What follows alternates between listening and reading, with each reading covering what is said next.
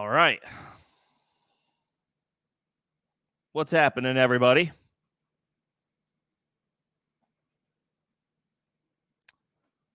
Welcome to the start of week 4. Happy Thursday.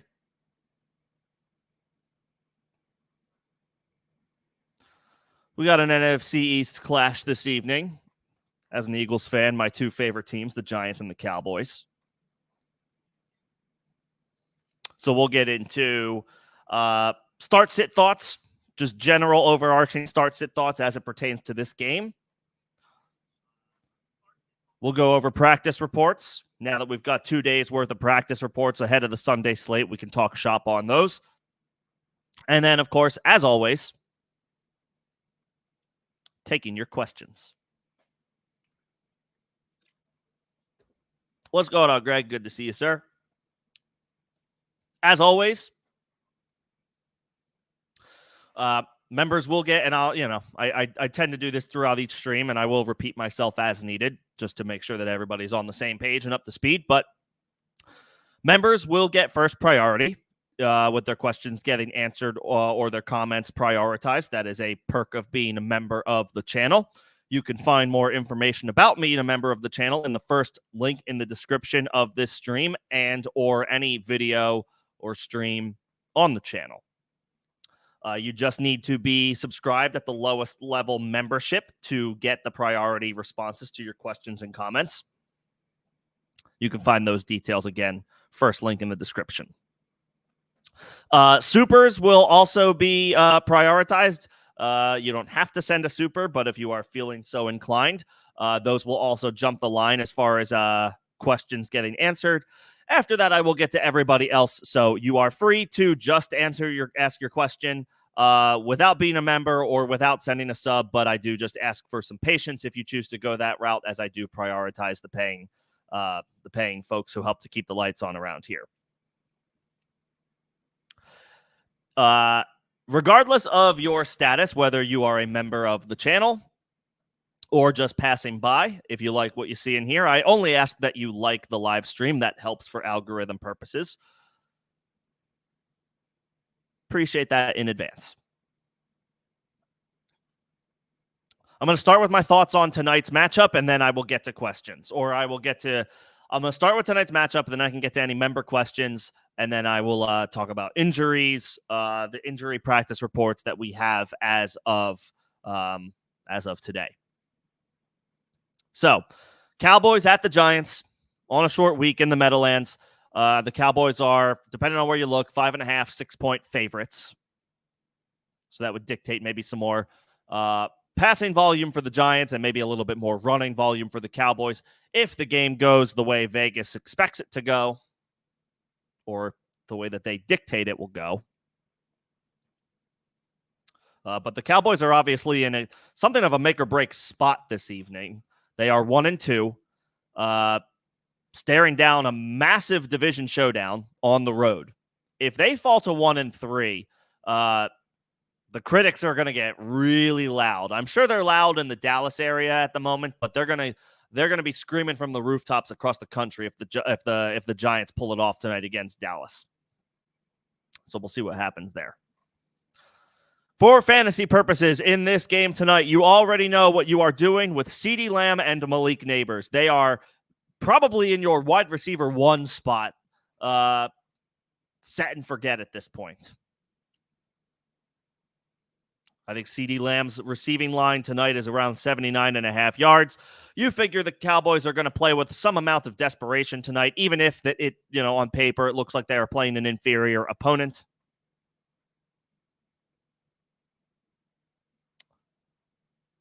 I have to imagine the Cowboys get CeeDee Lamb involved in a heavy, heavy way.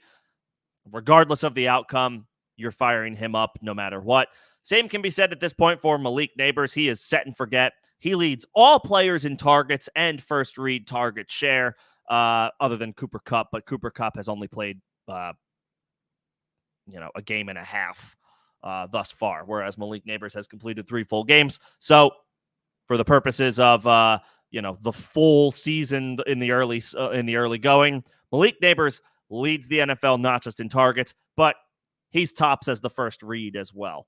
So you know what you're doing. You're firing up Neighbors with all the confidence in the world. Pretty much at this point, you're firing him up with all the confidence in the world that you have at somebody like a CeeDee Lamb.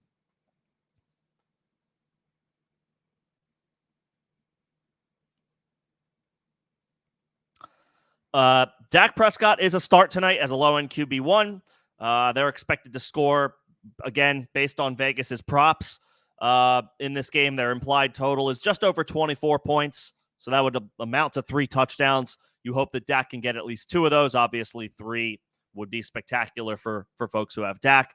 He's an obvious auto start in Superflex formats, but I think even in one quarterback leagues, you can fire him up tonight as well. Again, as a low-end QB1, this is a good spot. This is a good spot for Dak.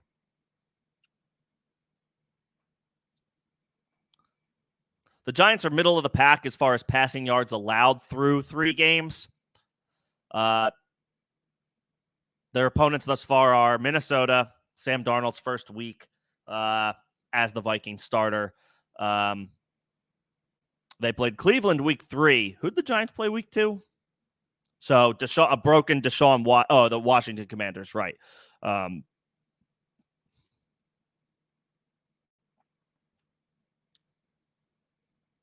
Which I believe was like a run-heavy game for Washington. It was. Jaden Daniels only threw for 226 passing yards. They leaned heavy on the ground game. The Commanders did. They had a lot of success there that day.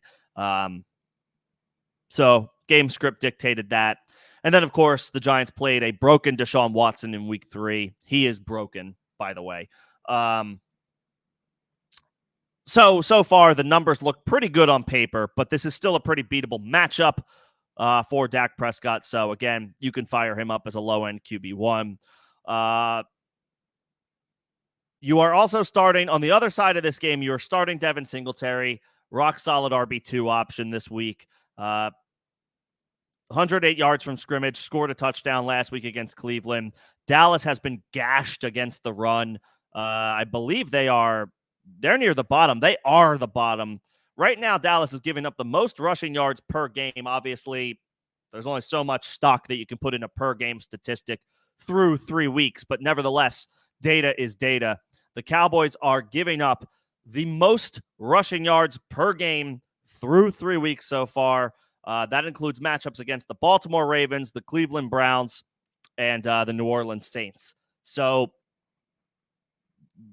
plenty enough confidence to be able to fire up Devin Singletary at home, even in a game where the Giants are 5.5 to 6 point underdogs. Singletary is the unquestioned leader in that backfield. He should be able to come through tonight with volume.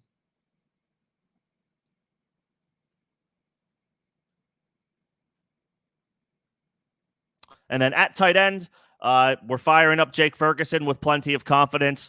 He came back last week to a decent spot, decent start. What do you have, 6 for 95 last week? So perfectly solid, perfectly good production from Jake Ferguson. That's top 5 tight end performance any given week in all likelihood. You're firing him up over any other option that you have. Maybe other than like Dallas Goedert and Brock Bowers and Dalton Kincaid. After that, you're firing up Ferguson with all the confidence in the world over any other tight end option.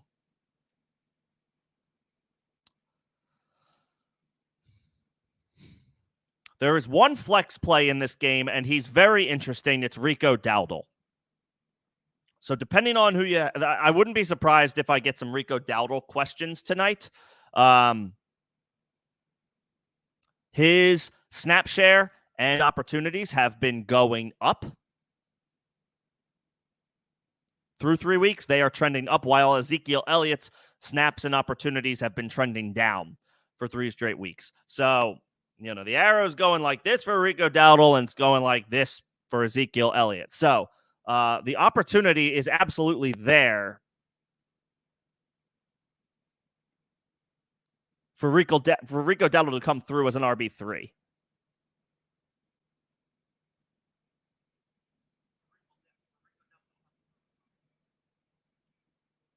He's got 7 plus half PPR points the past 2 weeks, which isn't spectacular. But in this matchup against the Giants, where you would expect that trend to continue for Dowdle to kind of slowly take over this backfield, I think he's got flex appeal tonight. Of course, as always, when I say flex appeal, if you choose to play players in the Thursday night football game, always move them to one of the position spots. So if you have Rico Dowdle and you do choose to fire him up, put him in a running back slot. Do not leave him in the flex. Keep your flex open. Always leading into the Sunday slate, or if you happen to have a player going on Monday night, leave your flex open until your last player plays to maximize your flexibility, pun intended. That is what it is there for. Do not potentially burn yourself by firing up a player in the flex and then potentially handicapping yourself depending on practice reports and injury statuses that could change between now and Sunday's kickoffs. So if you do fire up a Rico Dowdle, or maybe you're loaded at running back and you do plan on firing up Devin Singletary, put them in the running back slots. Do not put them in the flex. Leave that flex open for Sunday or Monday night. But I like Rico Dowdle tonight. I see a lot of rankings by the national pundits that have him pretty low in the flex rankings outside the top 75. I think his prospects are a little bit better than that. The numbers, the production hasn't necessarily come quite yet for Rico Dowdle, but I think he's got a decent chance to come through this evening with the Cowboys 5.5-point favorites. I'm not predicting, a 15-point week, but I think the opportunity is there for him to get 10 half PPR fantasy points tonight. And if he scores, that arrow is going to be pointing straight up for the rest of the season.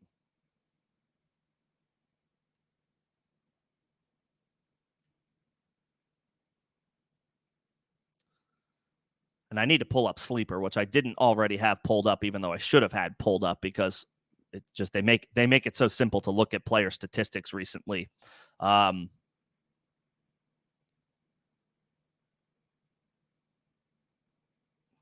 probably not firing up any other Cowboys.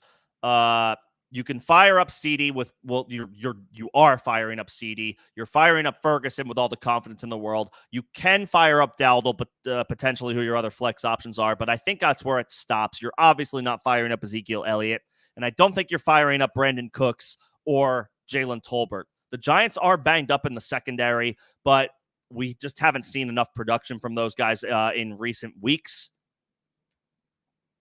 to feel confident about firing them up tonight on a short week. The other potentially intriguing option here is Wan'Dale Robinson, only because of the amount of work that he is seeing, the amount of opportunities that he is getting.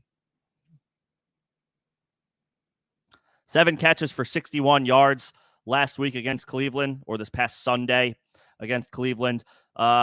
He has over 8 half PPR points in every game this year. Wan'Dale does 12 targets week 1, only 4 targets week 2, but he turned one of those targets into a catch for a touchdown. And then last week, 8 targets, caught 7 of them for 61 yards. Wan'Dale is on the wide receiver 4 radar. In shallow leagues, you probably still don't have enough ammunition to fire him up, but in deeper leagues, you absolutely could if you're looking for depth wide receiver options.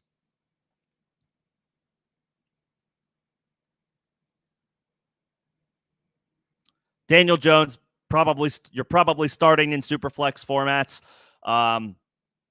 Dallas's secondary has not been good so far this year, so even in one quarterback leagues, he's not the worst option if maybe you were banking on Tua, or maybe you have Tua and Jordan Love, and Love is still dicey to play this week. You obviously don't have Tua. Like, if that is your situation, and you're down to bare bones options, you could do worse than maybe if Caleb Williams, who has not inspired really this year, or maybe you have Trevor Lawrence.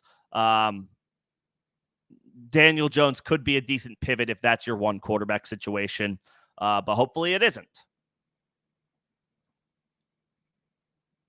Hopefully it isn't. All right, those are the thoughts, the general thoughts on Thursday Night Football. So if you have Rico Dowdle, if you have Wan'Dale Robinson, maybe in 12 or 14 team leagues, and you're thinking about firing either one of those two up, and you have alternatives that you're between, let me know. We can talk through it. I do think both of those guys have flex appeal tonight. Dowdle a little bit more than Wan'Dale, although game script would dictate that Wan'Dale could come through as a wide receiver 4, maybe a low end wide receiver 3. Given that the Giants are 6-point dogs at home.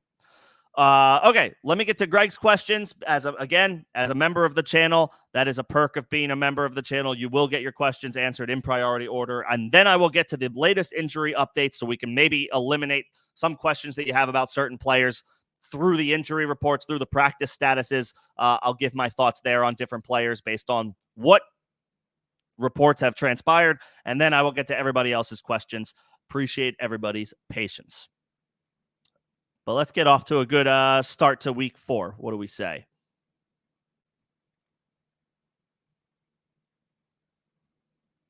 You grabbed Bucky Irving. So Bucky's a little concerning for this week for anybody who was able to pick up Bucky Irving. I'm still very happy to have ended up with him. And if you did get Bucky Irving off of waivers, you should, feel comfortable with that running back depth, but now his week 4 status is looking to be in doubt. He practiced in a limited fashion yesterday, but he was downgraded to not practicing today. Obviously not the trend that we want to see a player go in the practice schedule throughout the week. He said, from the horse's mouth, Bucky said he feels great, which is good, but we can only go off of what we know, and what we know is that Bucky Irving did not practice today. So I am happy to have ended up with Bucky Irving off of waivers, but, as a sneaky, maybe 14-team league, maybe even 12-team league, as a sneaky potential flex play, that is now looking way more volatile. Friday's practice report is going to be huge for Bucky Irving, so we're going to have to wait and see what that looks like before we consider him for our starting lineup. If he goes, now we're looking at a potential limited role again with the injury. So I'm going to have a hard time firing him up this week, most likely, unless we get a practice report tomorrow that is sparkling, full practice, removed off the injury report, has no injury designation, is feeling good. The vibes around Bucky Irving are trending up. That might be a different story. That might be a different tune. But for now, we probably need to leave him on the bench as a stash. A clear stash. We're not dropping him. But for now, we probably need to leave Bucky on the bench.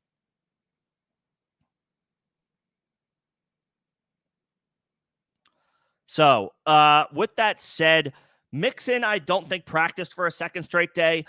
So if you have Akers already, Greg, you might as well just take a shot on him if that's the situation that you're down to. I'm not Jerome Ford should not be on waivers, but I don't want to drop Bucky Irving.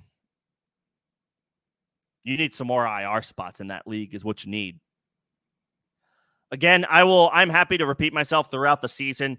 In the leagues that I commission, I have at least 3 IR spots. I don't just keep 1 or even 2. I keep 3. Injuries are so prevalent in the NFL these days. It doesn't take much for a team to decide to shut a player down for a week or two, even if they're maybe they're less than 100%, but they're ultimately okay for the long haul. We won't see those players for 1 or 2 weeks in today's NFL. They are load managed more than ever, obviously with the long view in mind, which is the right call, generally speaking, but it doesn't help us for that specific week. I have 3 IR spots in every league that I commission. Nobody bats an eye. Nobody challenges me on it. I can't imagine anybody else. Personally, I don't see an argument against it at this point. Injuries are so prevalent, and they hit everybody in waves at some point throughout the season. You're going to be happy to have more IR spots, not less. I don't need 5 or 6, but you need at least 3. I don't know how many your league has, but if you have less than 3, to me, that's not enough. So that eliminates your flexibility a little bit, which is no good. If you already have Akers and Mixon isn't playing, this is a great matchup against Jacksonville. I feel like the Jaguars players are on the verge of just straight up quitting. They look awful. I think it's already fair to say this Jaguars season is going nowhere fast, and they look like they're about ready to quit on Doug Peterson, on Trent Baalke, the GM. The vibes are not good in Jacksonville. I want to start my players against Jacksonville. Even a guy like Akers, I'll take that. And Ford is on the injury report anyway.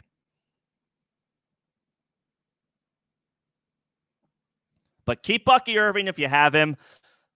The prospects of him being like an interesting stream this week took a hit when he didn't practice today. So you're hanging on to him, but I don't want to drop him.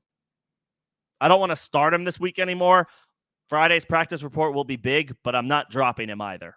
I'm officially, if I have Bucky Irving, I'm not risking it by dropping him and hoping that he slips through waivers again and I can pick him up after the fact. Somebody else is going to grab him. I'm holding Bucky Irving. So if you have Akers, Mixon missed practice for a second straight day, already missed last week, not looking good for this week. I don't care that Dameon Pierce returned to practice. No offense to Dameon Pierce. Could he get more involved or will he have a role? Yeah, probably, but it could be a limited one. First game back from an injury. And I just don't know I just don't know how good Dameon Pierce is either. So if you already have Akers, just fire up Akers. They're playing Jacksonville. They shouldn't have any issues producing. Houston, that is, against Jacksonville. They already might be cooked.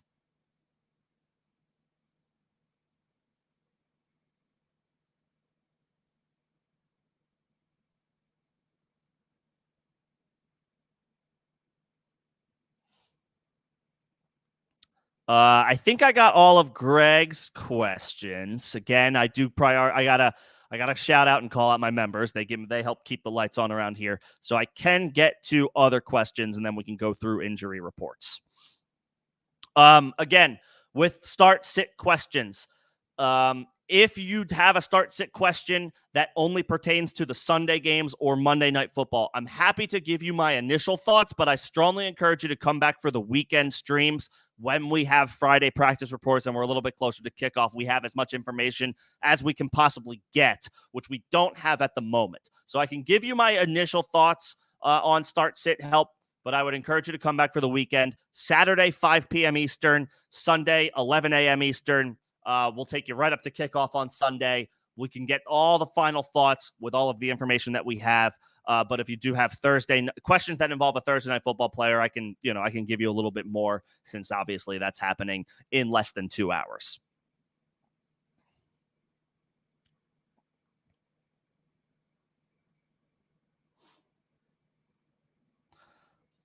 So with that said, the first question that I see, and Greg, I apologize, I didn't highlight your comment, but I will do that moving forward. I'm going to start highlighting these comments here so y'all know what I am addressing.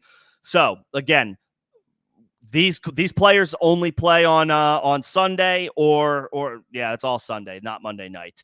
Rachaad White, J.K. Dobbins, Bucky Irving, DeAndre Swift. Again, Bucky Irving's practice status went in the wrong direction today. So I'm not super confident in firing up Bucky Irving. And I'll put a video out. I actually have a video queued up for tomorrow for this about Rachaad White and Bucky Irving. So if you want to give that a look for a little extra thoughts on that backfield situation, that's going to go live tomorrow, I don't know, sometime around noon on the East Coast. Or maybe a little later than that. I forget. But it's going out, I promise. Anyway, Irving, I feel less good about because of his practice report Thursday. So, again, I would maybe advise coming back to this on the weekend if his fortunes turn around. But we need to see Friday practice reports first. So as of right now, I would go Rachaad White, and I guess I would go J.K. Dobbins. The Chargers get the Chiefs, which is not a great matchup, but DeAndre Swift, even in a great matchup against the Rams, DeAndre Swift looks awful right now. So does the Bears offensive line. I don't care what Pro Football Focus says. PFF says that the Bears are actually an adequate offensive line by the numbers. They don't pass the eye test, and maybe that's just like, maybe that's a meathead response by me. And I like analytics. Don't get it twisted. I definitely utilize analytics as much as I possibly can. I like looking at that data, but there's sometimes where it just doesn't see, things don't seem to add up, and giving the Bears offensive line any type of credit right now seems ridiculous. Plus, on top of that, DeAndre Swift just doesn't look good, so I'm not touching him with a 10-foot pole. The answer here for me is White and Dobbins. For one more week, we're going back to the well with Rachaad White, especially given the Bucky Irving practice report.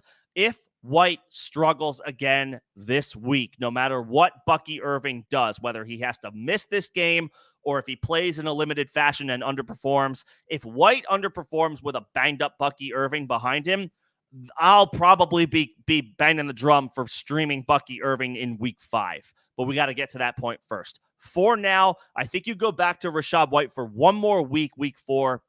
But let's again see what happens with Friday practice reports. And then I would go Dobbins, even though he's got a tougher matchup than DeAndre Swift. DeAndre Swift looks awful right now. Start Jacobs or Deontay Johnson at flex this week. I wish I could play both of these guys. My inclination is to say Jacobs. Also, again, for this goes for anybody.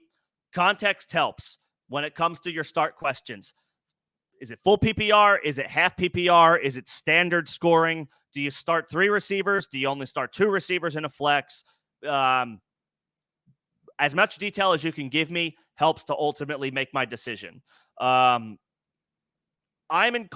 guess I would be inclined to say Jacobs regardless. The fact that Deontay Johnson picked up an injury and was added to the injury report gives me a little bit of pause.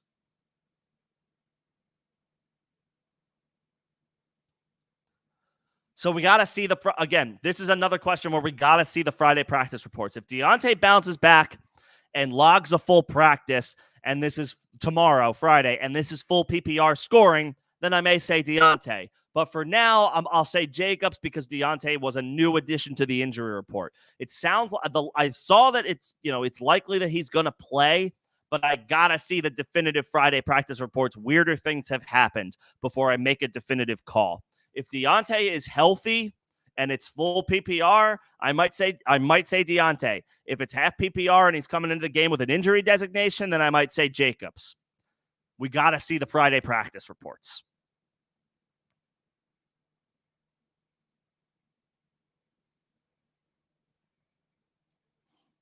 And then with the quarterbacks, do you need 1 or 2? Is this a super flex format where you need 2 of them? Or is a 1 quarterback format where you only need 1?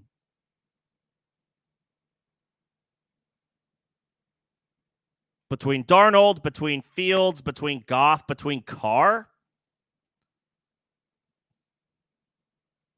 Fields, probably. The Indianapolis Colts look awful on defense. And Justin Fields has by far and away the highest rushing upside of any guys in this group. So probably Fields. And then I would need to think about it a little bit more if it's a super flex format. I see you say you're leaning Jacobs and Darnold, so maybe it's just 1 quarterback. I would say Fields. He's got far and away the highest rushing upside of anybody here from this list. And the Colts defense, so far, not good. Not good.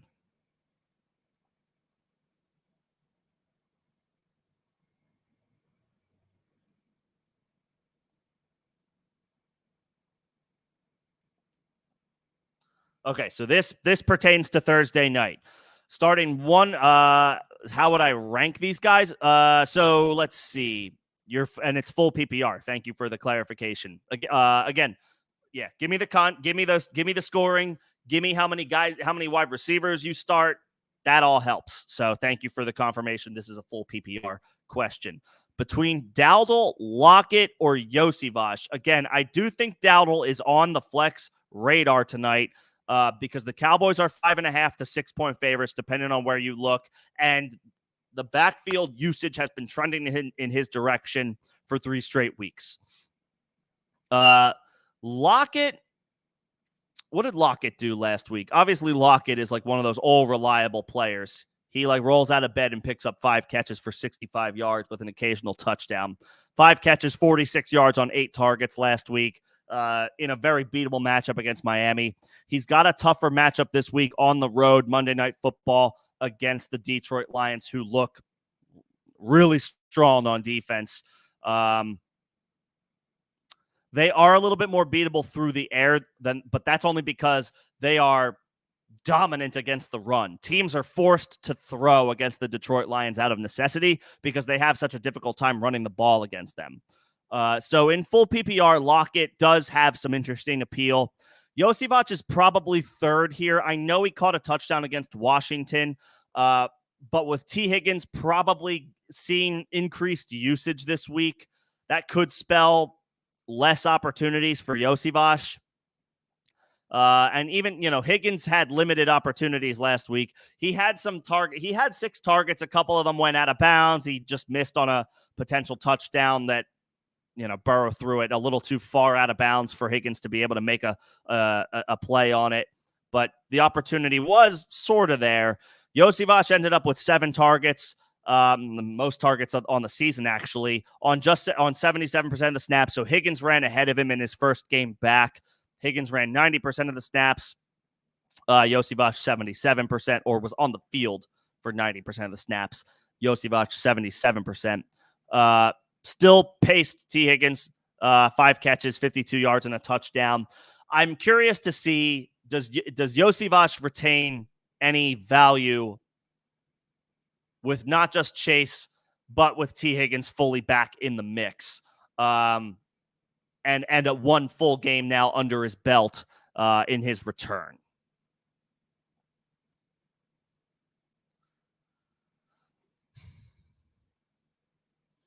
I always need to caveat that I don't love Thursday night football players in general. I think there's more volatility. There's more risk with the short week, especially so for the road team. But the Cowboys on paper, we'll see if it actually comes to fruition, but the Cowboys on paper are the better team. They are better than the New York Giants, which dictates that they should have a lead and that they should be able to run the football tonight, which would fall to more production for Dowdle.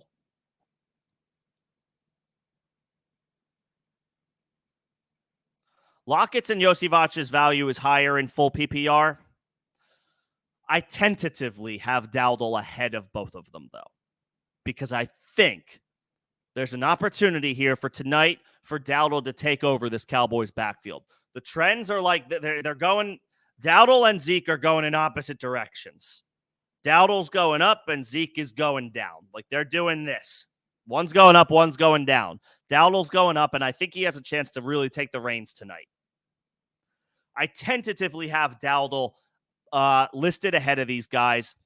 I think Lockett is a fair enough wide receiver 3, but he is definitely a little volatile.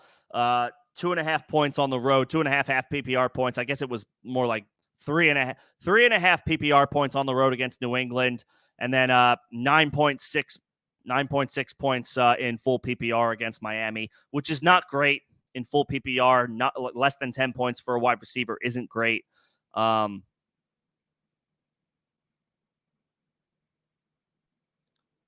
Could come through on the road against Detroit, but Lockett is a little bit more boom bust. I would say if you feel like you can play it safe in your matchup, which is always obviously a volatile call, but if you think you can play it safe, I would play Dowdle. If you need that aggressive swing for the fences in maybe a matchup where you feel like you're an underdog, then I would say go Lockett. And you're hoping for a big play from Tyler Lockett. If you think you can do the safe play and you can get away with maybe 8 or 9 points from Dowdle, maybe 10. If you can get 8 to 10 points out of Dowdle and feel okay about that, I would go Dowdle. if you're willing to take a shot on a 15-point play with Lockett, but his floor is maybe 5 or 6 or 7 points, Lockett would be the aggressive play.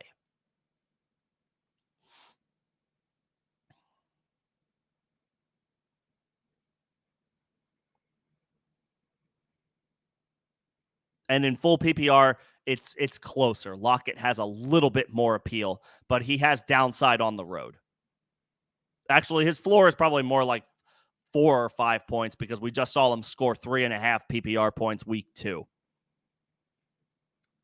Dowdle is your safe play. If you think you can play it safe, Lockett is your all or nothing play. He could go for 15 if he catches a 20, 30-yard bomb for a score. He could go for 3.5, 4.5, 5 points and lay an egg. Depends on what you need.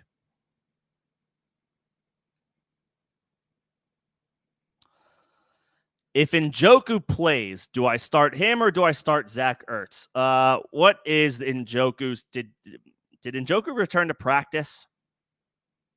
He was upgraded to limited today. Didn't practice yesterday. Upgraded to limited.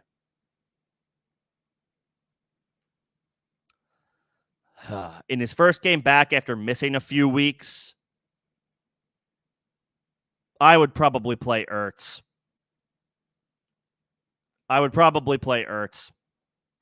He's the security blanket for Jaden Daniels. He's been coming through. He's been, I think, a low-end tight end 1 every week so far. It's probably not going to happen every single week just because of, how volatile tight ends are. We all know how that goes. He might not have been a tight end 1 week 1. He only had 3 catches for 28 yards. But 4 catches for 62 yards week 2 was a low-end tight end 1 performance. And 5 catches for 38 yards, believe it or not, against the Cincinnati Bengals, 5 catches for 38 yards was a low-end tight end 1 performance. I'll take the safe play here in Ertz. You might only be getting 4 catches for 40 yards. But he is playing his old team. There's a little bit of a revenge factor there. And there's an opportunity for some more points to be scored in that game against a good Arizona Cardinals offense. There could be a lot of points scored in that game. I'll say Ertz.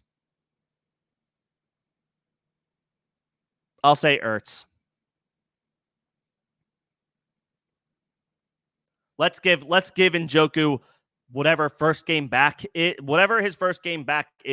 Let's let him do that on the bench and see how things play out.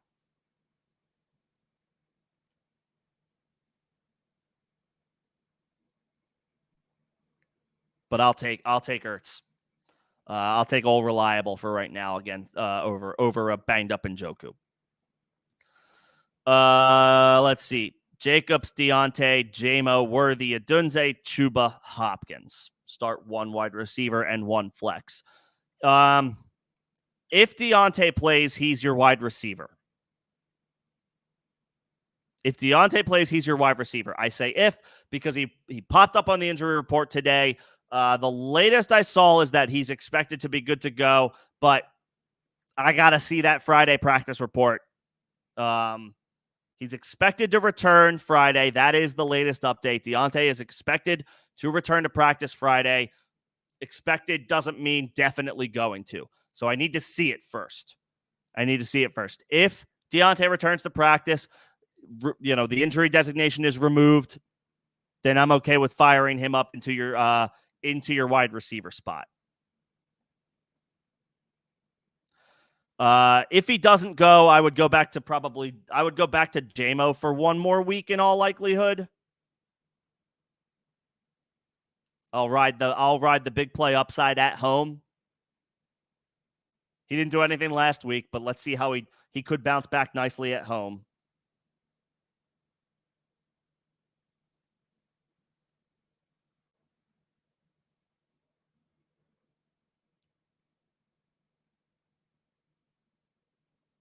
But I'll say Deontay is your starter at wide receiver.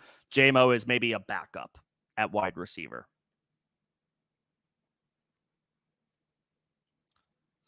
And then in the flex, I probably would just go with Jacobs and hope for the best. Chuba does have a good matchup.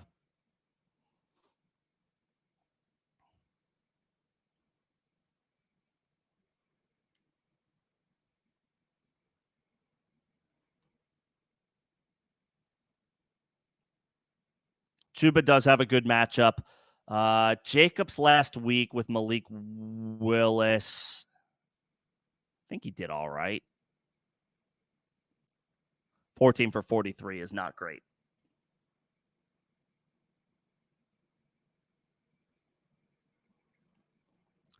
And he hasn't really been involved in the passing game yet thus far. Oh, crap. And he's going against Minnesota.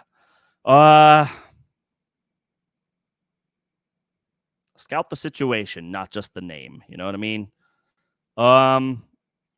Let's see. Minnesota is stout against the run, whereas Cincinnati is not. Crap. All right. Chuba's your flex.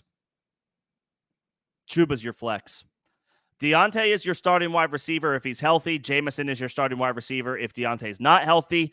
And I'll say Chuba is your flex in a great matchup. Against the Bengals. Over Jacobs. Yep. Over Jacobs. Jacobs could come through with volume, but it is a bad matchup. It is a bad matchup. The Vikings look great on defense. They might have a top 5 defense on the year.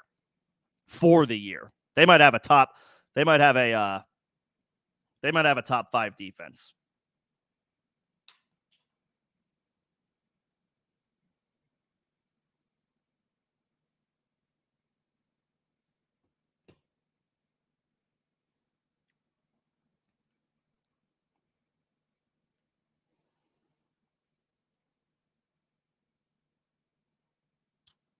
Hopefully that helps. And then here we go. Half-point PPR flex 1. Ford, Amari Cooper, Zamir White, Steele. I think you have to go Cooper. I'm not expecting 2 touchdowns again. We can never expect a 2-touchdown performance. We'll take it every damn time, but we can't expect it. We can't expect it. But I think you got to go Cooper. I am out on Zamir White. Take him out to pasture. He's toast. He's toast. If in the long run, if it's week 18 and Zamir White is leading the league in rushing, I'll eat my words. I don't know. I will own that. I am willing to call it on Zamir White. I just dropped him in a 10-man league to pick up Bucky Irving, or to hold Bucky Irving to grab a defensive stream for this week. That's where I'm at. I'd rather hold 2 defenses right now than hold Zamir White. I'm all the way out. Last week was his opportunity to come through, and maybe I'm being a little bit unfair because the game got away from the Raiders, but that was a beautiful matchup. He turned 10 carries into 34 yards and got vultured at the goal line by Alexander Madison, who is the Raiders' pass-catching back. I'm done. I'm done. Done as done can be with Zamir White. Done as done can be. And I think Ford is on the injury report, so I'm not super bullish on Jerome Ford this week being on the injury report. Cooper. I like Carson Steele. Let's give it one more week, and it's actually a tough matchup by the numbers against the Chargers. Cooper. You're playing Cooper.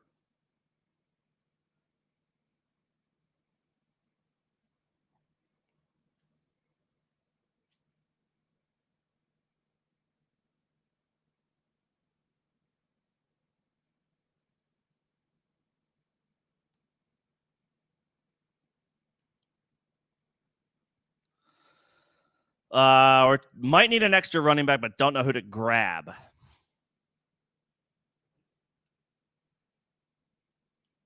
You have Kyler. Is that Kyler Murray? Saquon, Mixon, Mason. That's good. Well, when Mixon's healthy, of course. Chase, Rice, Ayuk. Love that. I know Ayuk is off to a slow start, but you also have your wide receiver room is very strong. I like that. Hell, your tight ends options are strong as well. And then you have Bucky Irving and you have Jerome Ford. So, like, as far who to target, I mean, does that mean you got to drop one of these guys and then like who's available on waivers, or is this a like who should I target in a trade question? I'm going to need a little bit more context here. I don't think you have to worry too much. You have Saquon, who looks like a top 2 or 3 running back for the season right now. You have Mixon when he comes back, who got off to a good start. You have Jordan Mason, who is probably going to be the 49ers RB1 for at least the next couple of months. Christian McCaffrey's in Germany for Oktoberfest / some type of good news on that Achilles tendonitis. I don't think he's coming back anytime soon. He's definitely not going to be back before the 49ers Week 9 bye. I can promise you that. Jordan Mason will be the team's RB1 for Week 4, Week 5, Week 6, Week 7, and Week 8. So you're good for at least another month. For at least another month, you're good there. You have Bucky, who is one of the elite stashes right now at the position. And you have Jerome Ford, who is solid depth. He's a little volatile, and he's on the injury report right now, but you have solid depth. I don't think you have a dire need at running back. You could dangle one of those 2 tight ends. You could try to sell high on Brock Bowers and rock with Kincaid, who is the guy that you probably drafted first between those 2. You could shop Bowers. You could try to sell high on him and get a good running back option. But I don't think you have any like dire needs right now. This team looks good. This team looks solid. I don't know what your record is. Hopefully you're not like 0-3. Even if you're just 1-2, I wouldn't be too concerned. I think you're all right. I think you're okay.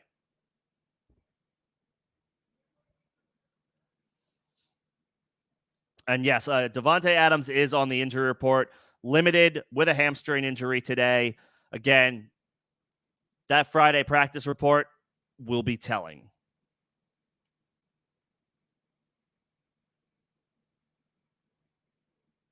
We never like to see midweek additions. That's why that's why it's like, I'll believe it when I see it. Deontay Johnson was added to the injury report today, but said he is expected to return tomorrow, and sounds like his status for the game isn't in question. Bucky Irving was limited yesterday, missed practice outright today, but said he feels great. It's like, I don't care. Downgrades in the week for your practice reports are not what we want to see. If they come back and go full go practice on Friday, great, awesome. But we got to see it first.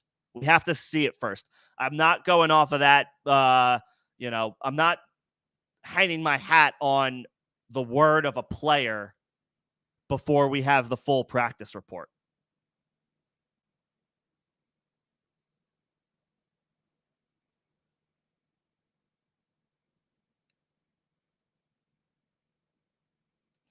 And that was in response to this comment. Yes.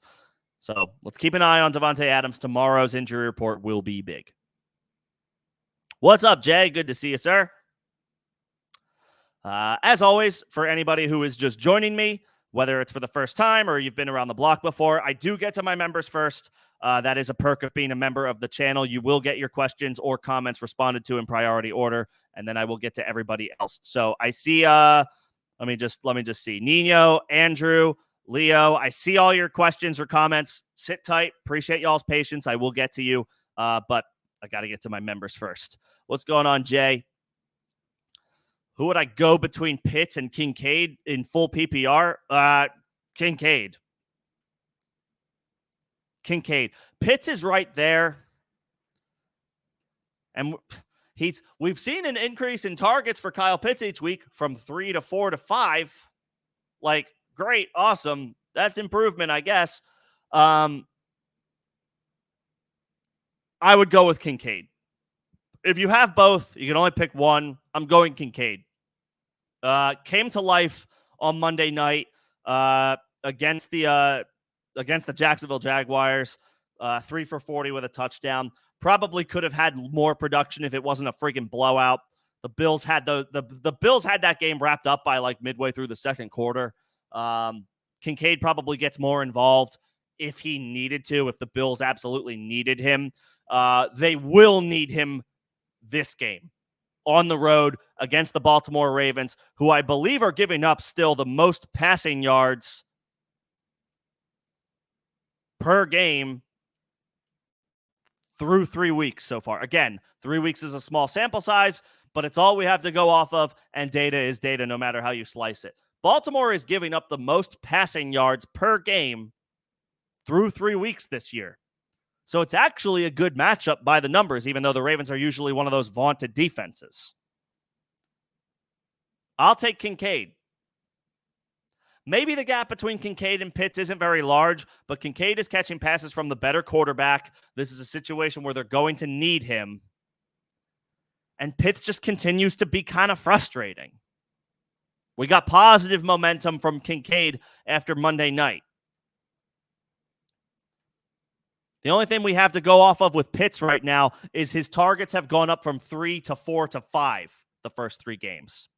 He caught one 50-yard bomb, 50-plus yard bomb, which was awesome against the Chiefs, but they didn't do anything else. 2 passes, 59 yards. One went for 50-plus, which was awesome. You love to see him make big plays. We know he can make big plays, but he continues to come up small in the box score. It's not going to get it done.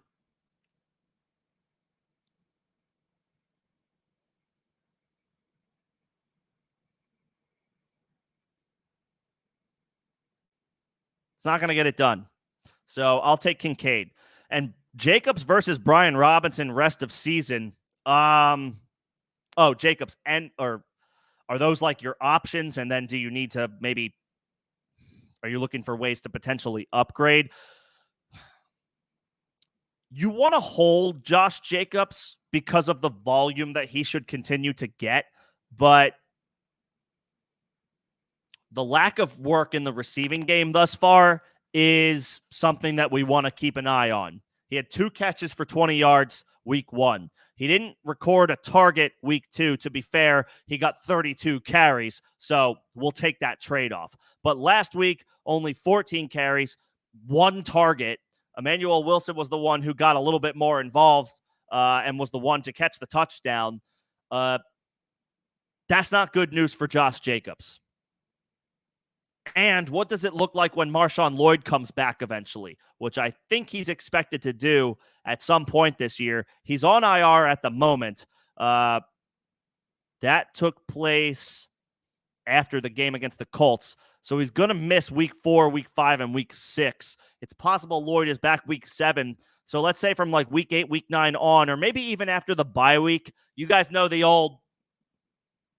y'all know the drill with rookie running backs. If they're not the dude from day 1, from week 1, we often see like the time and the moment in time where we can pinpoint when we think a rookie running back might get more involved is after a team's bye week. The Packers' bye week is week 10. What happens week 11? Are they ready to unleash Marshawn Lloyd at that point and get him more work? That possibly cuts into Jacobs' opportunities even more. So I would say, while I think Jacobs is a hold rest of season because of the volume / just depth that he provides you at running back, I do think there is room for improvement over Josh Jacobs in your running back situation. Brian Robinson is a firm hold and a guy that you are firing up probably rest of season moving forward. He's in an excellent situation. The Commanders' offense looks great. Eckler is out this week with a concussion. We obviously expect him back sooner than later based off of that. But Eckler's older. Brian Robinson is going to be the guy that they generally lean on more often than not. Robinson, you feel really good about. Jacobs, you feel fine about from the perspective that he gives you valuable depth. But yes, I do think we can improve on Josh Jacobs in the form of a trade, depending on the pieces that you have or where you're looking to upgrade, whether it's through the waiver wire. I don't know if you were able to grab Bucky Irving. Rico Dowdle if he was available, or Braylon Allen. He's definitely not available anymore. But if you were able to grab a good stash and wait, that also gives you some flexibility. So it just depends on what your options are. Depends on what your options are. What's going on, Crumbly Heads? Good to see you, sir.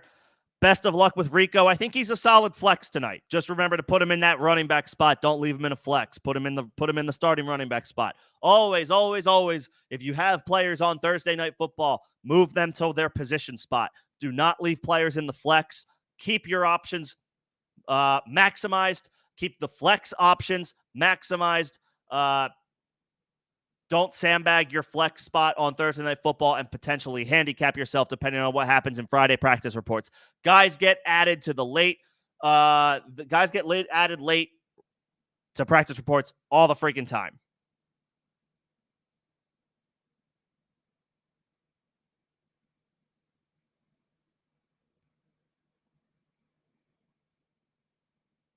Oh, and you have Wan'Dale. I think both are solid flex plays tonight, Crumply Heads. Wan'Dale has, I think, 24 targets through 3 games, 12, 4, and 8. Math, never my strong suit. After adding 2 plus 2, I was like, math, not my thing. 24 targets through 3 games. That'll work with the Giants being 6-point dogs.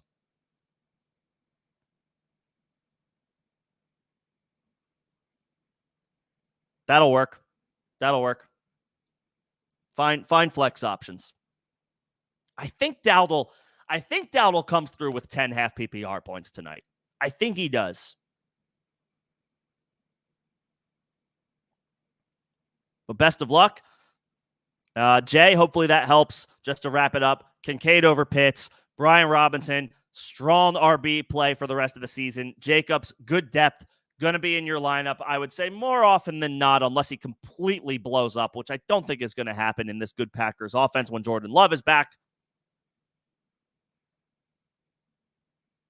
But yes, we can probably do better than Josh Jacobs rest of season. All right, let me go back up to my spot that I left off at, and I think that is here. Appreciate my members. Good to see you all. And everybody, of course. Thank you for coming in and hanging out, whether it's for 30 seconds or 30 minutes or somewhere in between. And let's have some good performances tonight, or some bad ones if you're going against them, going against guys going tonight.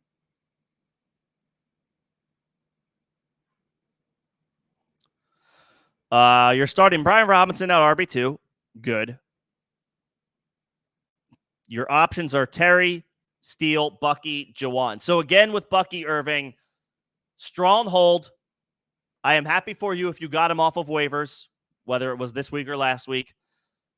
I now feel way less confident about firing him up as a sneaky stream this week because he was downgraded from limited practice yesterday to did not practice today. He says he feels great, but if he feels great, then why didn't he practice? This could be smoke and mirrors. Maybe Bucky returns to practice tomorrow, Friday, but as of right now, I am leaving Bucky on my bench as a stash and nothing else.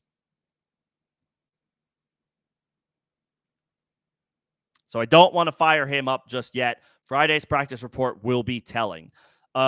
Steele, interesting, but bad matchup. So I don't think I'm quite there yet with Carson Steele. We need to see it for one more week with him. Jawan Jennings could be the guy to fire up, especially if you just don't want to fire up Terry, which I think you're fine to fire up Terry McLaurin. Nothing scary about the matchup against Arizona. They're middle of the pack. Arizona is in passing yards allowed per game. So they're not great. They're not dominant, but they're not awful either. So not a terrible spot for Terry. What is, I will admittedly plead ignorance. I'm not 100% sure what George Kittle's status is. He is limited for a second straight day. And this is important for the 49ers potentially. Deebo Samuel returned to practice today in a limited fashion, which is huge. It was sounding like we might not see Deebo Samuel for a few weeks, and we might still not see him week 4. But he returned to practice today, which is a great sign for his availability to come back sooner than later.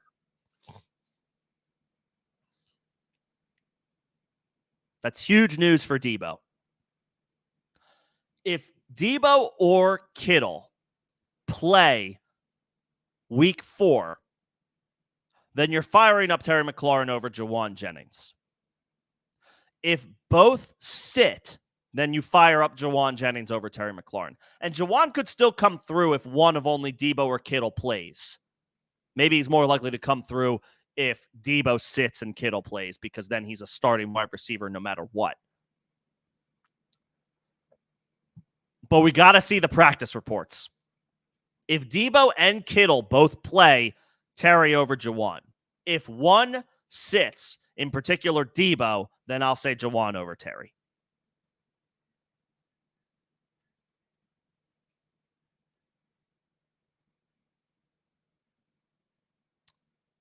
I'll say Jawan over Terry if Deebo sits or Kittle sits, and definitely if both sit. But we got to see about the practice reports first. You were offered Jefferson and Jamison Williams for Kupp, Higgins, and Jonathan Brooks.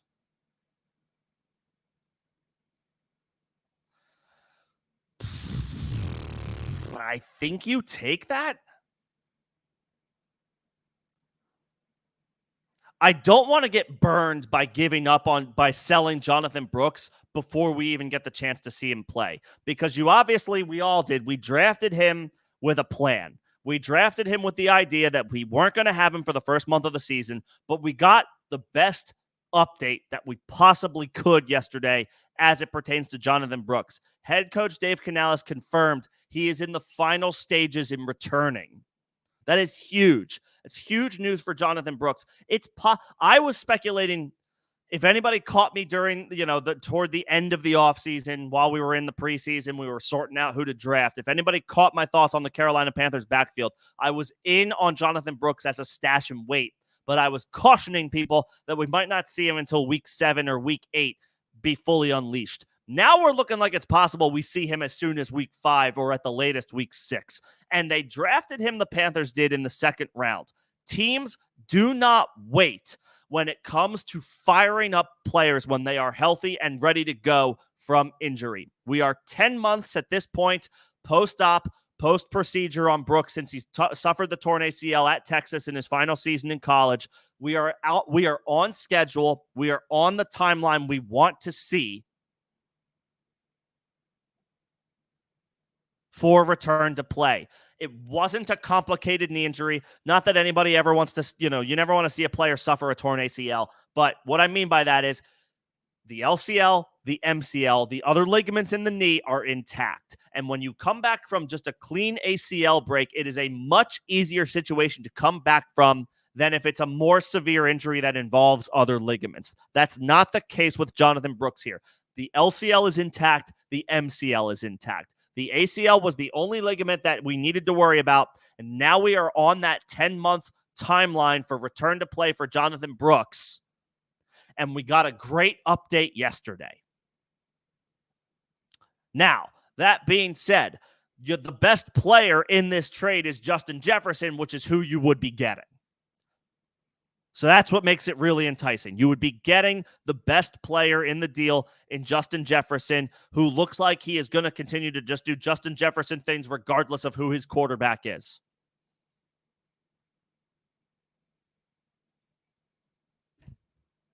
And Jamison Williams is the early return, the early signs for JMO are spectacular. He had a down week last week against Arizona. That's going to happen with volatile boom-bust players. It's possible that that's what Jamison Williams is for at least the rest of this season. But we saw him do great weeks 1 and 2. So we feel good, generally speaking, about his prospects rest of year to deliver a solid performance. 5 for 121 week 1, 5 for 79 week 2. You will take that from Jamison Williams every single freaking time. He only had 1 catch for 9 yards on the road against Arizona. Not great. An unfortunate dud. But probably, it's still fair to say we're going through some growing pains with Jameson Williams. He's still only 23 years old in his first full NFL season, right? Didn't play much as a rookie coming back from a torn ACL. Had an up and down year last year after he missed the start of the season due to the suspension. And by that point, Amon-Ra St. Brown and Sam Laporta had established themselves as the clear-cut focal points. It's different this year. Now, obviously, with Kupp, we're talking about a guy who he avoided IR. I think he's out of the walking boot that he was reportedly in last week, which is great. Yeah, he had his cast removed. He's not going to play this week, but it sounds like Kupp could return as soon as week 5, in which case you're firing him up into your starting lineup, maybe with lower expectations, and he's full go potentially week 6. And T. Higgins made his return. And I see the rest of your team. You have Kamara, you have Connor.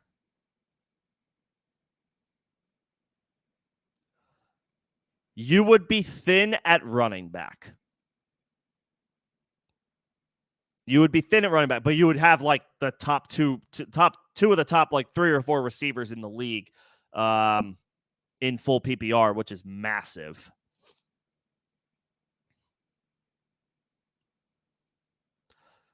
Could you get, just to make it an even 3-for-3 trade, could you get like the whoever you're trading with, can you get their last running back, their RB 5 or 6, just for some depth, whoever it is, as a throw-in? You can sell it as just like a throw-in to make it 3-for-3 because they may have to drop a guy anyway to make the trade legal to go through. Can you get the last running back on this trade partner's bench? If you can, I think I'm okay with it, because you are adding the best receiver in the league in full PPR, and you'll have Jefferson and CeeDee Lamb.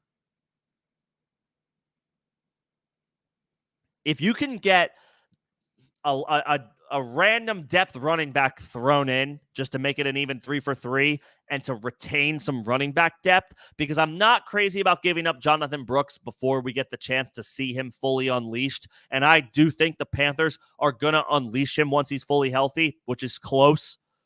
They drafted him in the 2nd round for a reason, and now their offense has a jolt of energy with Andy Dalton in there.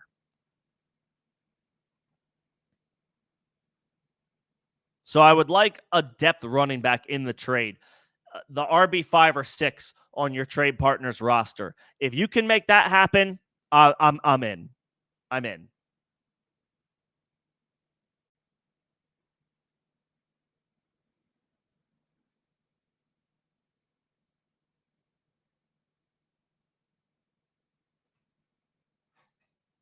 But get that depth running back.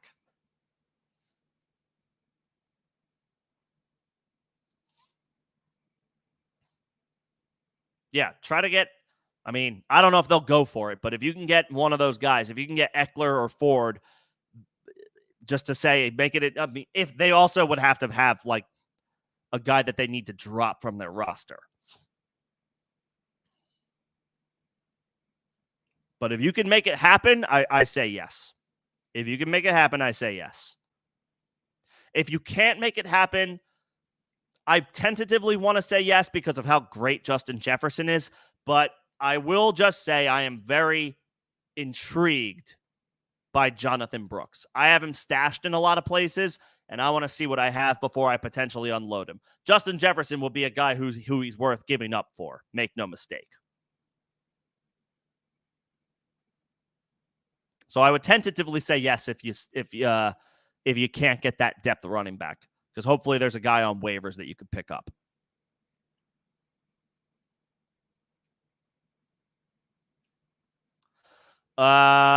Trade question. Another trade question. Allen Etienne, Tank Dell for Justin Jefferson and Anthony Richardson.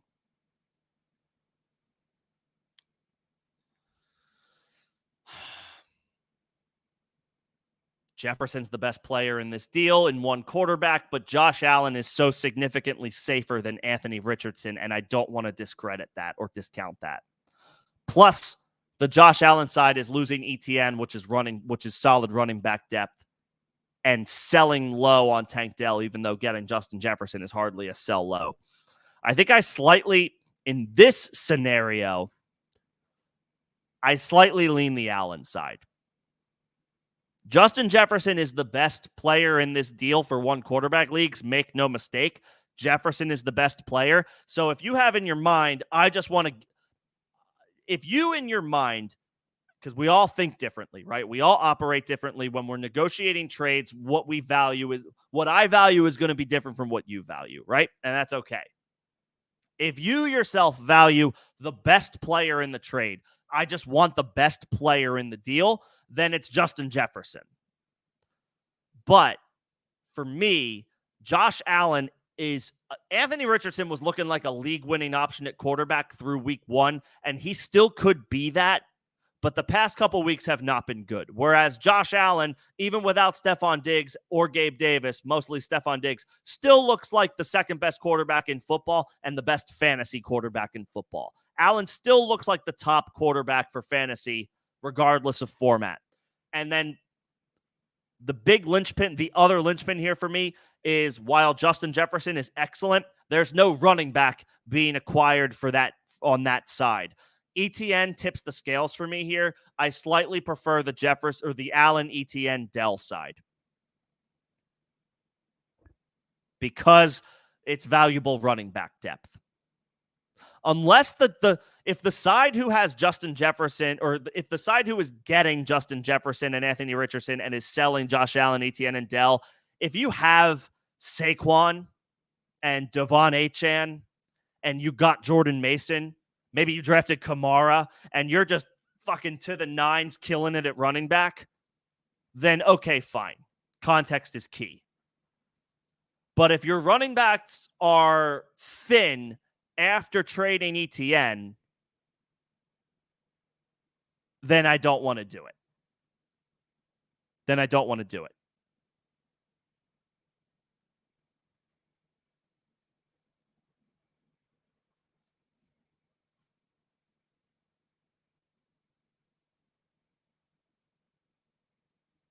So hopefully that helps.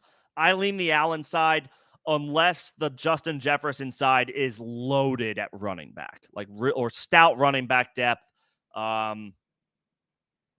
Either a star and good depth or a couple of really good players and depth. Depth is key at running back because it can dry up in an instant.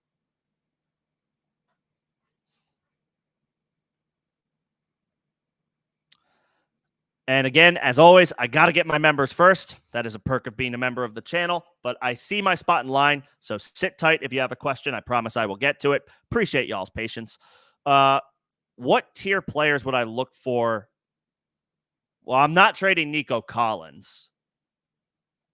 If you're trading Nico and Jacobs, then I want like a Justin Jefferson. I want the best wide receiver or the best running back. I would ask for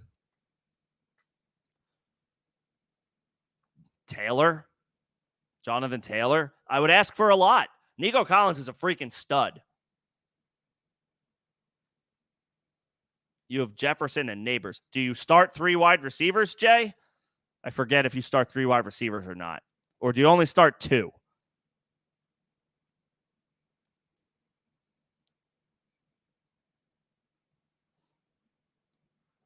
If you only start 2 receivers, then all right, fine. But I would want a damn good running back if I'm trading Nico Collins. Like, my first thought goes Jonathan Taylor. You're not probably going to get Saquon. You're not going to get like a Jordan Mason. You're not going to get you're probably not going to get Kamara. It's 2 and a flex. Okay.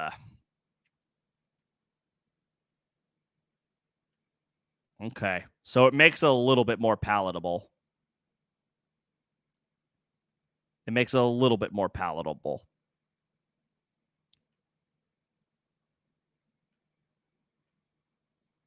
I mean, I would go for... hell, see if the person who has Breece is panicking a little bit because of Braylon Allen's existence. like maybe if they have Breece and Braylon Allen, then you're probably not going to pry him away. But like, see if the person who has Breece is a little concerned. Does that person have a wide receiver need and will be enticed by Nico Collins? Of course, my other question is like, oh, you have Taylor. Oh, God. Okay. Well, if you have Taylor, does that mean you have Taylor, Jacobs, and Brian Robinson? Then maybe you don't do anything. Maybe you don't do anything. Maybe you just sit tight. Maybe you just sit tight.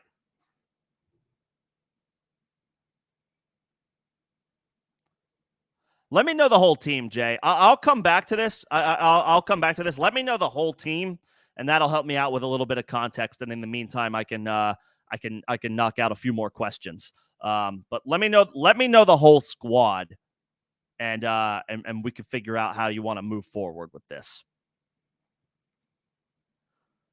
Let's see. Pick 2 of 4 in half PPR. Pickens, Cooper, Shakir, or Jawan Jennings.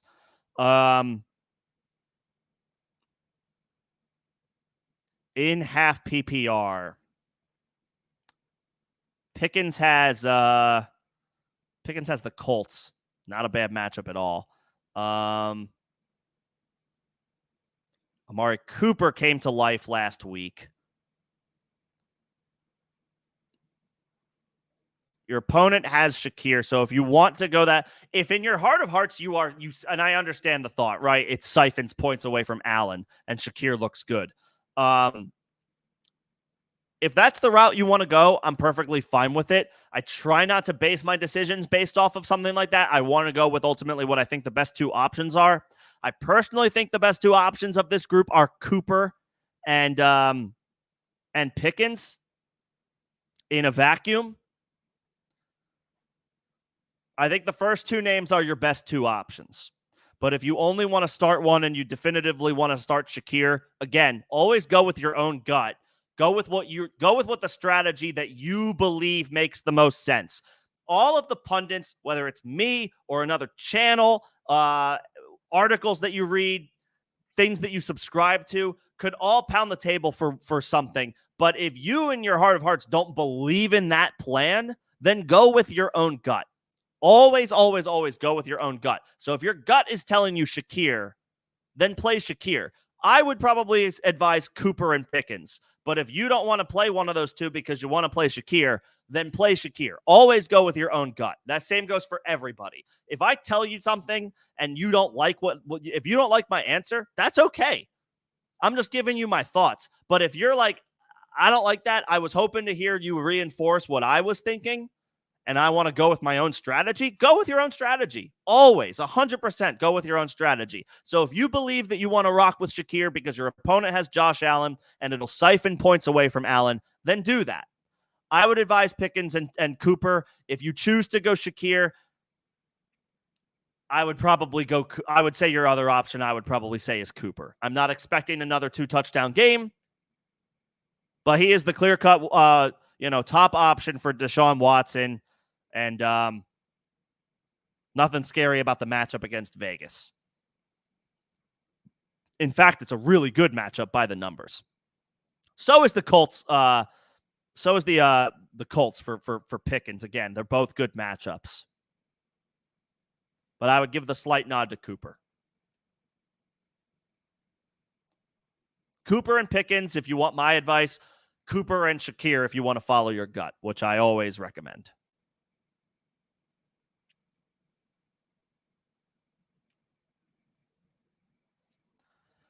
I see there was some conversation in the chat. Always encourage dialogue, conversation. Give your thoughts. We're here to help each other out, not just listen to me ramble on for an hour and a half, 2 hours.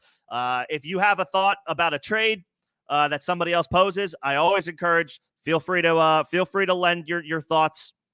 Well, we may all be on different pages, but that gives you more information to absorb. I would rather, if we all agree, then great. But if we don't, it's not just groupthink. We're getting different thoughts and different strategies and different ideologies all out there as far as how to approach a trade or a strategy on start, sit, all that stuff. I definitely encourage it.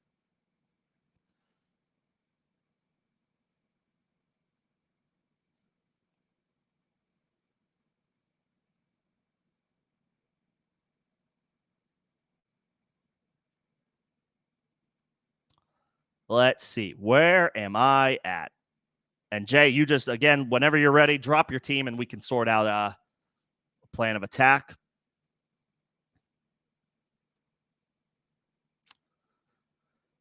I think this is where I'm at. If I missed, and then of course, as always, if you think I missed a question, check me, let me know, or just repost it.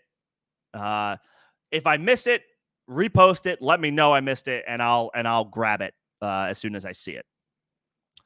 Standard scoring, Ayuk or Scary Terry. Ayuk. Are the 49ers at home this week? I know he dudded last week in a spot where it looked like he would go off, but he still ended up with 10 targets. Honestly, if Debo is back or Kittle is back, I think that helps Ayuk. It prevents teams from being able to key all of their entire secondary or their best options on one player.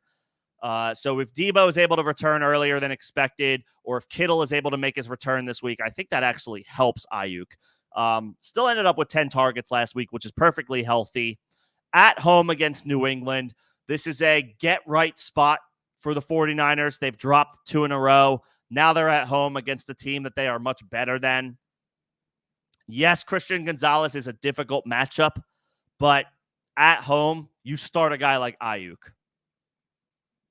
Terry McLaurin popped off last week against the Bengals, and it was great to see. And this Washington offense is trending all the way up.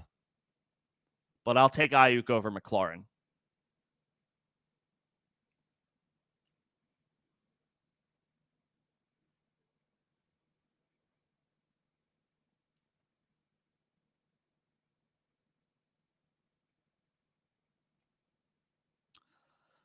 Let's see. You pulled the trigger on a McCaffrey trade. I don't hate it, to be honest. Well, let me look. You traded McCaffrey, you traded Pickens, you traded Burrow. This is a hell of a trade. You traded McCaffrey, Pickens, Burrow, and ETN for Jaden Daniels, Keenan Allen, Jonathan Brooks, and Garrett Wilson.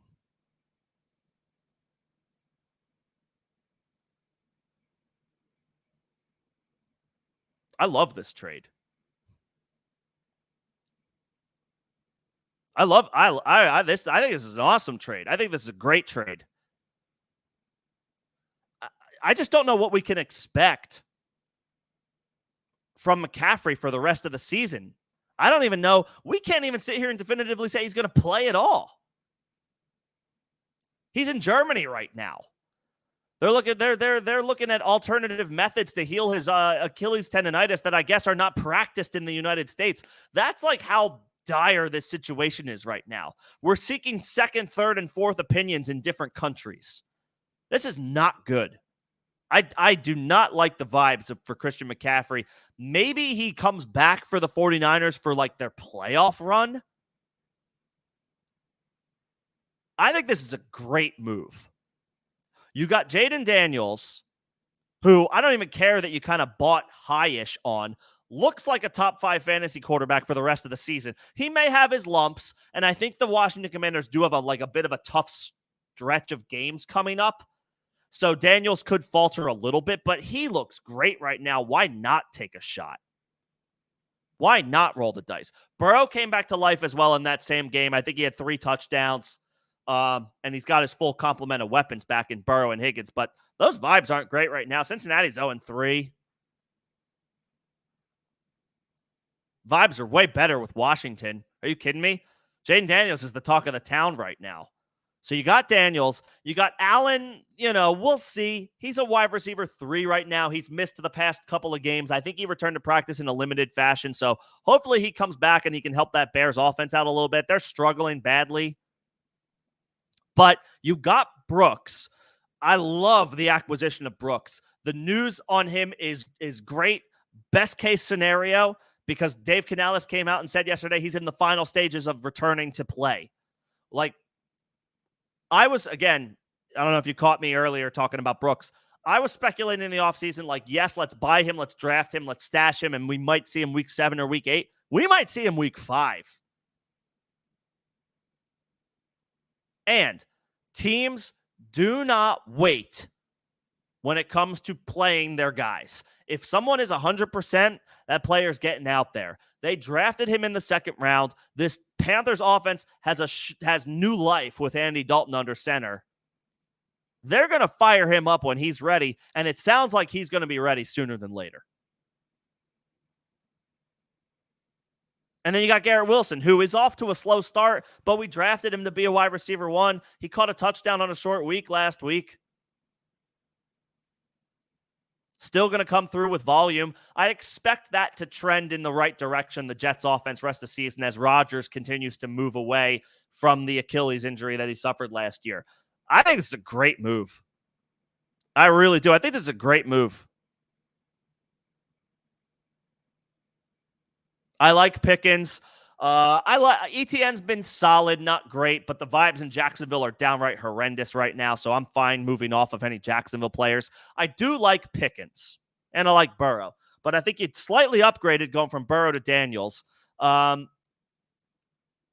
think Brooks is a great buy. You upgraded going from Pickens to Garrett Wilson. It's possible you upgraded from ETN to Brooks. And Keenan Allen is at least going to play soon, whereas we don't even know when Christian McCaffrey is going to return. I think this is a great move. I do. I think it's a great move. I like this a lot. And I see you have Chuba Hubbard, so no matter what happens, you have the Panthers running back. So you can continue to stash Chuba if and when Brooks takes over this backfield, and I think he will by week 6, week 7.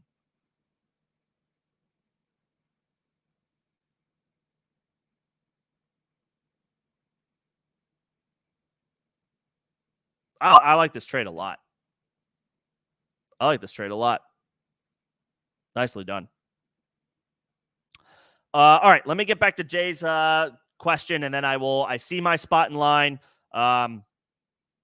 Leo, Marlon, Richard, Nino, continue to hold. Appreciate y'all's patience. I will get to everybody, but I got to get to my members first. All right, your quarterback is Purdy. You've Jacobs, Henry, Taylor, Brian Robinson. Good. Good. You already have what you need at running back, I think. Taylor, Henry, B-Rob, you already have what you need. Nico, Jefferson, Neighbors.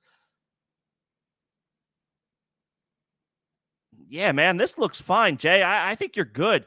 The one weakness here is maybe Purdy, but he's going to be getting all of his weapons back soon. Well, at least his natural pass catchers. Ayuk's back in the mix with the contract situation behind him. Debo returned to practice today. Kittle returned to practice this week. You have 3 studs at running back and then decent depth in Jacobs. Probably the best RB4 in this league. I can only assume. Unless somebody else has like Saquon, Achane, Kamara, and Jordan Mason. I'm just spitballing here, which I guess is possible. Can you imagine? But Jacobs probably a top, one of the best RB4s that anybody would have on their roster. You've got 3 wide receiver 1s in Jefferson, Nico, and Neighbors. Cooper's great depth. You got Kincaid as a starter at tight end. You could trade Pitts for, I don't know, another running back. Doesn't even have to be like a high-end option, just like a depth guy. Nah, Jay, you're good. I don't think there's any moves here that you need to worry about making. I think you're fine.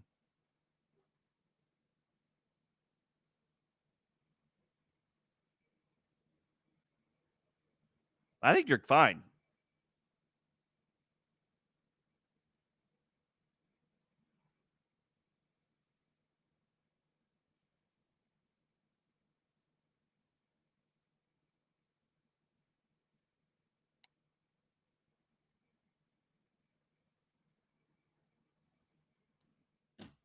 Yeah, it's a good team. It's a really good team. I don't think I would do anything here, Jay. And I appreciate that everybody's always trying to improve. You're always looking for ways to improve. But this team is good. I would do nothing. I would fire up your starting lineup and I would sit back and enjoy the show each week until further notice.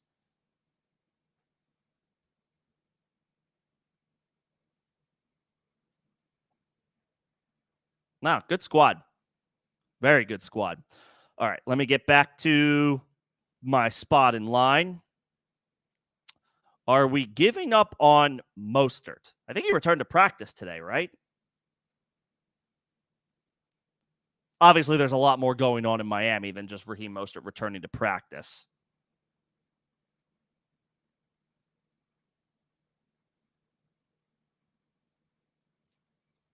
Limited at practice on Thursday with the chest injury.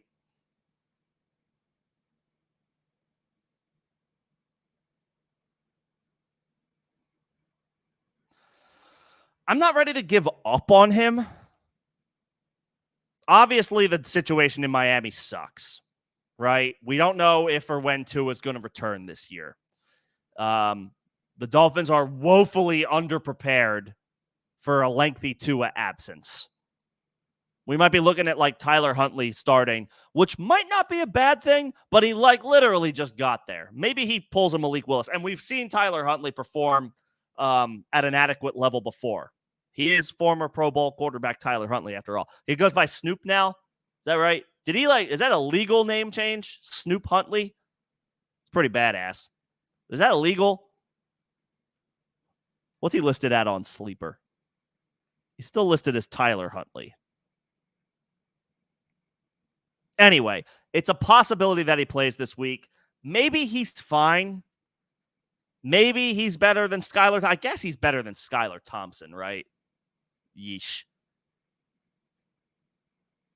Anyway, I'm not giving up on Mostert yet, unless if there's like I can't imagine this is the case anymore, but if a Braylon Allen or a Bucky Irving is out there on waivers waiting to be scooped up and you can drop Mostert for one of those guys, I'm okay with that. But if we're down to bare bones options on the waiver wire at running back, like who would that even be? Just looking right now.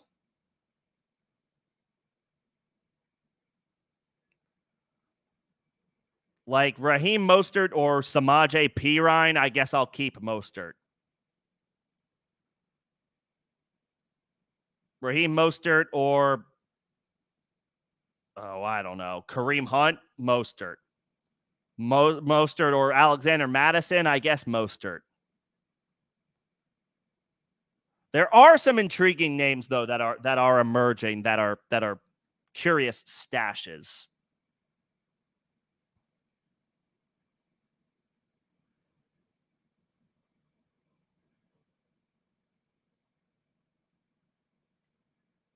It depends on who is available to you to pick up. Depends on who is available to you to pick up. Still a good player when healthy. Should siphon off some opportunities when he's back to being 100%. But obviously the vibes and ceiling of this Dolphins offense is way down right now. Full point PPR, McBride or Goddard. This one I think is pretty straightforward. I don't think Trey McBride is going to play this week. He's in the concussion protocol, and I have not seen his situation improve. Why did I just close Sleeper? What is wrong with me? Sleeper is amazing for looking at like status and stats of players. Like, why am I closing this tab? But last I saw, I don't think McBride. Still not practicing for the second straight day in concussion protocol. Trey McBride's not going to play, so you're firing up Dallas Goedert. This is just an availability thing. McBride is going to be ruled out this week. So if you have McBride, make alternative plans. If Dallas Goedert's your alternative plan, excellent. He's probably going to be fed 15 targets because A.J. Brown and speaking of concussions, Devontae Smith is probably not going to play, and A.J. Brown is probably not going to play. Neither of them have practiced this week so far. So, yeah, Goddard's going to get 12 to 15 targets. Goddard. Sorry, this was a follow-up to the first. Okay, yeah. If you're trying to sell high on Bowers, you're not taking Josh Jacobs for Brock Bowers. Jacobs is volatile right now. Let me just go back up and remind myself. You have Saquon, you have Mixon, you have Jordan Mason, you have Bucky Irving, you have Jerome Ford. I think you're fine I don't want Jacobs for Bowers. I mean, hell, if the guy you can. It's a dicey game getting greedy with trades. But who's the next best running back on that person's roster? If the person who wants Brock Bowers is willing to trade for Brock Bowers, who's the next best running back on their roster after Josh Jacobs? If it's like if it's Kamara or whatever, then you're not going to get him. If it's Derrick Henry, then you're not going to get him. If it's Achane, you're not going to get him. But does he have Brian Robinson and is maybe sleeping on him a little bit? Yeah, he's not going to. Yeah, you're not going to get Kamara. We don't want Tajay Spears. Not yet. I like Tajay Spears, but his stock is down right now. Find another team in your league that could use a tight end. Just because a league mate wants a player you have doesn't mean that he gets to have that player or she. I would say check the rest of your league. Is there anybody else who could use a tight end? And do they have a solid running back that you could potentially get back in return? So just do a little research, do a little homework, check your league mates, see who needs what, and go from there.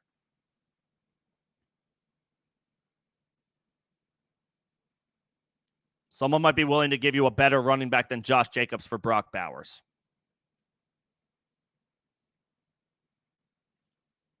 And ultimately, if you can't get something done, then don't force it.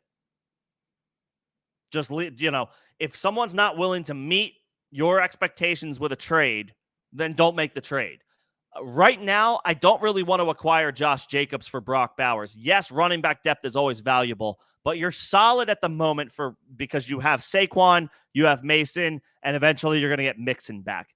Even if Brock Bowers has a couple down weeks and loses a little bit of value and Jacobs' value goes up, I would think you still are in a position to make the trade in a week or two.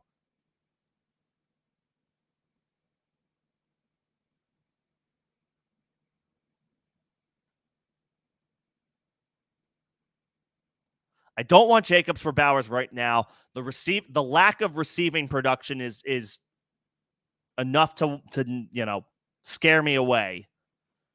If nobody wants to give you anything competent, then just keep Bowers. We're not doing our league mates any favors. We're not helping them out for the sake of helping them out. Not saying that you're trying to do that, but if you want Brock Bowers, come get him. Don't expect me to just give him to you. And not that Josh Jacobs is a giveaway, but, Jacobs is on uneven ground at the moment.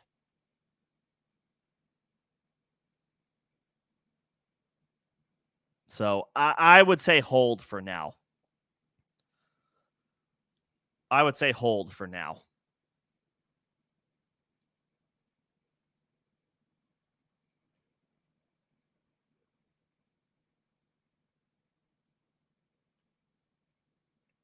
If Jacobs is your best offer, I wouldn't do anything just yet.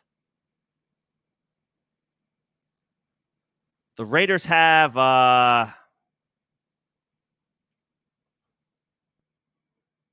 they have Cleveland this week. Not the best matchup.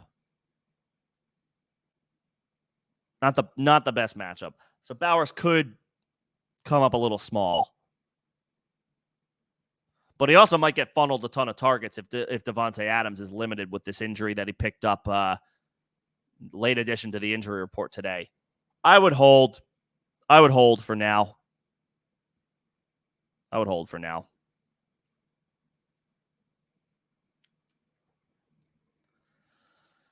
Do you replace Richardson with Fields or Darnold this week? Yeah, I think so. I would go with Justin Fields. On the other side of this matchup, the Steelers and the Colts are playing each other. Fields is probably not more talented than Anthony Richardson. But the Steelers have a shutdown defense right now, and Anthony Richardson doesn't look good. I would play Fields over Anthony Richardson.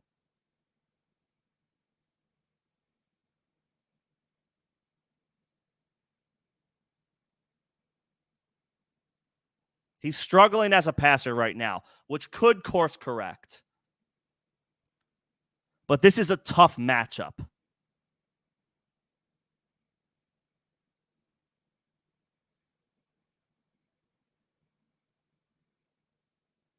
Whereas for Fields, it's a good matchup. The Colts are not really getting all that much of a pass rush right now.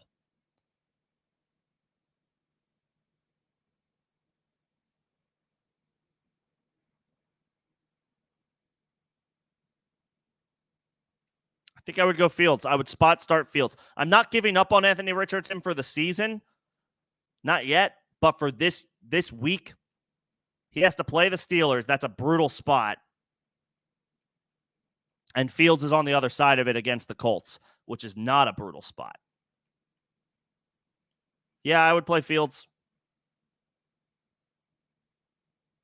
I would play Fields.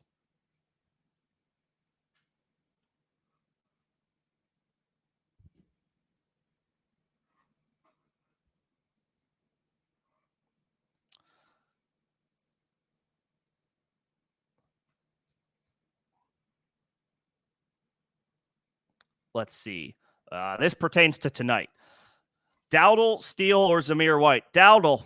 Yeah, Dowdle. Play Dowdle tonight. Put him in a running back spot. If you play a Thursday Night Football player, put him in their position spot. Leave your flex open. Maximize your flexibility. Pun intended. Do not leave a Thursday Night Football player in the flex and then potentially hamstring yourself. You never know what could happen with injuries or anything that pops up. We hope nothing happens, but we know that it does happen. Players get added to the injury report late all the time, and that's not a good development. It could limit your options on Sunday. Keep that flex open. Put Dowdle in the running back spot, and I would play Dowdle over Steele, tough matchup against the Chargers, and over Zamir White, who I have zero confidence in. Yeah, Dowdle. Dowdle. I got this question. Yeah, if you can add Eckler or Ford to that Jefferson trade, I am okay with it. I got Jay's questions. I got Crumply Heads. Appreciate my members as always. Do you go with Ferguson or wait for Kittle tonight? You're playing Ferguson. I would not. This is a situation where I would not wait on Kittle, and he could be less. He could be limited anyway, having missed last week's contest. Ferguson had 6 for 95 last week. Nothing scary about this matchup tonight. The Cowboys need to prove some shit tonight that they're for real. Yeah, 11 targets in his return, Ferg's return last week. 6 catches for 95 yards. Yeah, I'm playing Ferguson tonight. And I will wait on George Kittle for one more week. 100%. 100%. Play Ferguson.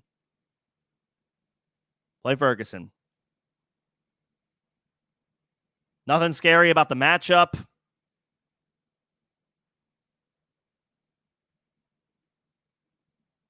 Kittle's working his way back from an injury. Yeah, Ferguson. I would 100% go Ferguson.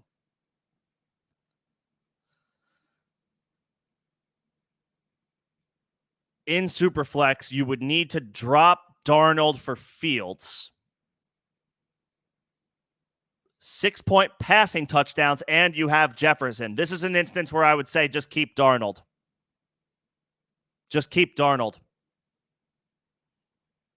You have the stack. Passing touchdowns are more valuable in this league, 6 points versus 4. And you would need to make the transaction anyway. Just play Darnold. I like Fields this week. I think he's going to come through as a runner in a good matchup. I do. But you might as well just keep Darnold. You have the stack with Justin Jefferson. And passing touchdowns are more valuable. It's a beatable matchup. The Packers are bottom. The Packers are in the bottom 10 as far as passing yards allowed, meaning it's a good matchup for the opposing offense by the numbers. Yes, it's a division game, a little bit more volatility there, but Darnold to Jefferson stack plus 6-point passing touchdowns. Yeah, I would just play Darnold. And you already have him. I would just play Darnold.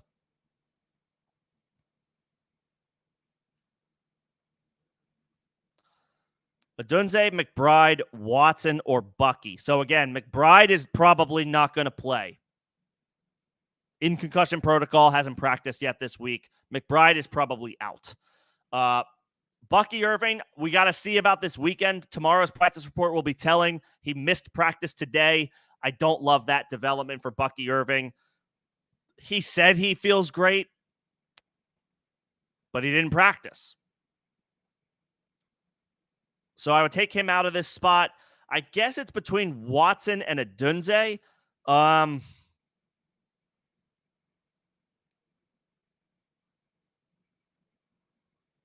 And Keenan Allen could be coming back. Jordan Love could be coming back for the Packers. Keenan Allen could be coming back for the Bears. What is Jordan Love's official designation? I know he's questionable at the moment. He was limited today.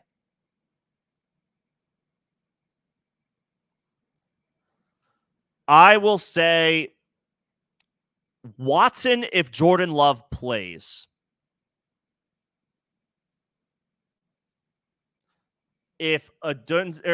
Watson if Jordan Love plays. If Love does not play, then I would go Odunze.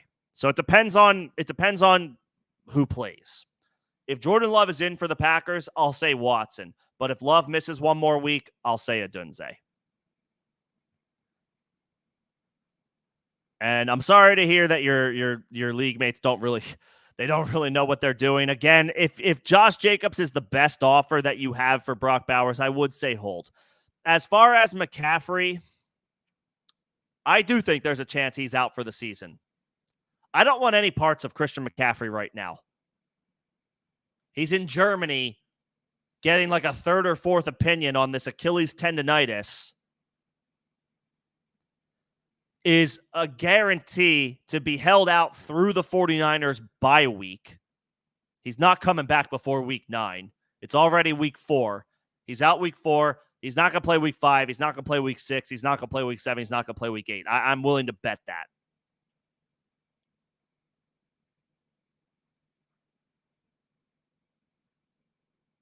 Like, he might be a guy that he comes back for their playoff push. But if I have Christian McCaffrey at this point, I'm fearing the worst. Like, hopefully, if you're the Christian McCaffrey owner in your league, you got Jordan Mason. But if you didn't, you're behind the 8 ball for the rest of the year, I think. The vibes are not good. They're not good. I do not feel good about Christian McCaffrey for the rest of the 2024 season. So if you have Jordan Mason and you didn't lose the first overall pick on Christian McCaffrey, you're in an excellent situation. You're in an excellent spot to win the league.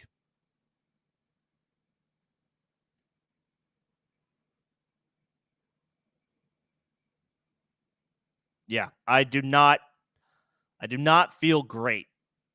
I do not feel great about McCaffrey rest of season.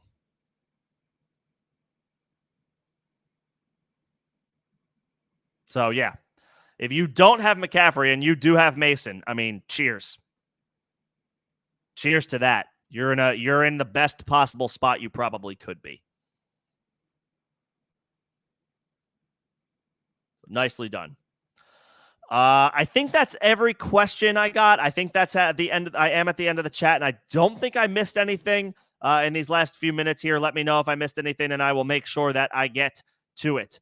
But appreciate everybody coming in and hanging out today. Hopefully it was helpful figuring out your lineup situation or the trade questions.